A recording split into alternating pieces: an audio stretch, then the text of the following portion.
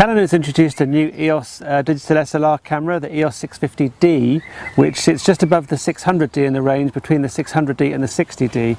We have a 600D here that you can compare, superficially similar, but there's a lot of new technology on the 650D which hasn't been seen in Canon EOS cameras before. They've still got an 18 megapixel CMOS sensor, but it's a new type of sensor, which is a hybrid sensor, which has some focusing on the sensor itself. It also, for the first time in an EOS, has a touchscreen LCD. There have been a couple of tweaks to the body design compared with the 600D. As you can see, the buttons now are more prominent and easier to access. The rest of the buttons on the back are similar, but on the top there's now a dedicated movie position rather than it being on the mode dial. It's been taken off the mode dial so you can go straight to the movie shooting mode if you prefer. As you can see on the top, the 650D now has a stereo mic on the top rather than the mono of the 600D. So there have been a few other improvements over the 600D as well. The frame rate, for example, has been increased from 3.7 to a maximum of 5 frames per second, and the ISO has been increased by a stop, so it can now shoot at 12,800, extendable to 25,600 ISO. Canon have also added 2 new scene modes, which are here on the mode dial. These include a handheld night scene, which takes a series of exposures and combines them together for sharper pictures at long exposures. And there's also a backlit control mode, which is fully automatic and takes 3 pictures at different exposures and then balances them together to correct for that sort of silhouetted effect you get when you're shooting backlit pictures. They've also added 2 new creative filters to the menu, which is an art bold effect and a water painting effect, which brings the total to 7. The others being the toy camera effect, the miniature effect, the grainy black and white, the soft focus and the fisheye effect. Now these filters can be applied after you've taken the shot, and they create a second saved copy of the image and preserving your original. So one of the coolest features on the 650D is the new touchscreen, which not only allows you to adjust the menu, adjust anything in the menu by touching the screen. There you can there you've got white balance there, image quality, metering patterns. You can still do all these things using the traditional menu system, but you do have the option now to use the touchscreen to do this. So the touch shutter is really intuitive. You've got the access to the key menu here, where you've got the main parameters, the shooting parameters, the focusing mode, the metering, the white balance, the picture styles, and you can select any of those by using the touchscreen. You can also use the touchscreen for focusing by just touching the appropriate point. You can see it's linked to the metering as well, so you've set your metering and focusing by just touching the appropriate part of the frame. And by selecting touch shutter and enabling that, not only does it focus, but also it takes a picture of and focuses on the point that you just touched on the screen. And in playback mode, you can use the touchscreen to scroll through your pictures just like you can on smartphones. There you go, just press through, and then you can use pinch and zoom to zoom into the picture. This is a much better, much faster way for checking sharpness and focus, for example, than the traditional pressing buttons system. It works really, really well. Anyone that's used a smartphone will find this pretty intuitive.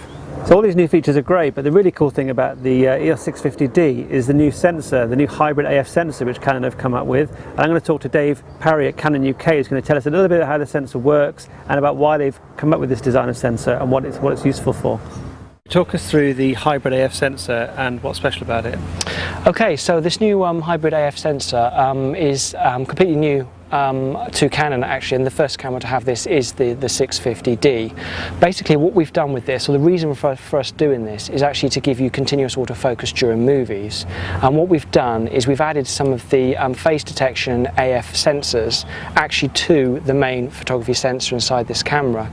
So basically what the camera will do is it will use the face detection sensors to get the focus as close as possible. Then at the very last minute we'll actually use the contrast detect AF to actually bring it into a very, very sharp focus. To fine tune it? Yep, to fine tune the focus for you. And what you'll notice is when you're shooting movies, you will actually get a much sharper image, and you will be able to track moving subjects with this, as the focus will change as the subject moves as well. Okay, so the main benefit is that it's quicker focusing with movie. Correct. And continuous servo focus. When you're using the live view and when you're shooting the movies, you'll actually find you'll get faster continuous autofocus. So Dave, can you tell me a little bit more about the touchscreen as well on this camera? Yeah, so this is actually the first time we've ever had touchscreen on an SLR, and it actually works on electrodes actually being across the screen, and which will actually recognise your fingers' positions. This is actually a very, very accurate touchscreen and makes it very, very responsive. Now I gather that you've also introduced a couple of lenses to go with the 650D. Well, obviously it covered with all the cameras, but particularly taking advantage of the movie capacity of the camera, is that right? That's right, yeah, we've launched two new lenses, one EF and one EFS, and we have one of them here. Yeah, this is the new 40mm lens, which straight away you'll notice that it's incredibly thin. This is a 2.8, so it's a 40mm 2.8 lens, and it's EF, so this will actually fit all of the cameras in our range. We have a new motor on this, which is the STM motor, which basically means that it's a stepper motor, which makes that motor is very good for movie shooting or videography, in that it doesn't jump as fast from one focusing point to another. So when you're continuously focusing, it'll be a much smoother action. So rather the USM motor will just jump as quickly as possible to focus, whereas this will be more smooth gradation for, so if you're recording video, it doesn't jar as much. Is that exactly? When you're shooting stills photography, you want the focus to be as snappy as possible, so it'll jump straight on from one subject to another, which is where USM, which we've developed over the years, is magnificent for doing that for fast-moving subjects. What can make things difficult in movie shooting, when you're shooting a continuous subject, as you said, the focus can jump from one point to another, which doesn't give a very pleasing effect. So what we've done, we've created this STM motor, so you'll find it beneficial when shooting movies. It's still as fast as our other AF motors when you're shooting stills, so it's still a very good still shooting lens. And actually this 40mm will actually have our latest lenses inside it, so it'll be very high image quality. Okay, and at the moment there's only two STM lenses, which are the 40mm and the 18-135. So just to confirm, this isn't replacing the 600D, is it? This is an addition to the range? No, yes, this is the addition sitting between the 600 and the 60D. Great, okay, well thanks very much, David. Thank you.